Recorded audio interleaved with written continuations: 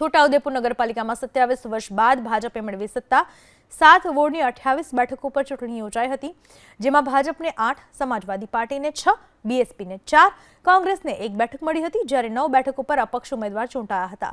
સમાજવાદી party, BSP અને અપક્ષ નગરસેવકો ભાજપમાં જોડાતા ભાજપનું સંખ્યાબળ 20 થયું। ભાજપના મંજુલાબેન કોડીની ઉપપ્રમુખ પદે વરણી થઈ, તો ઉપપ્રમુખ તરીકે પરવેઝ મકરાણી બિનહરીફ ચૂંટાયા। 27 વર્ષ બાદ છોટાઉદેપુર નગરપાલિકામાં ભાજપે સત્તા મેળવતા સાંસદ જશુભાઈ રાઠવા સહિતના ભાજપના આગેવાનો જીતને વધાવવા પાલિકા કચેરીએ પહોંચ્યા હતા।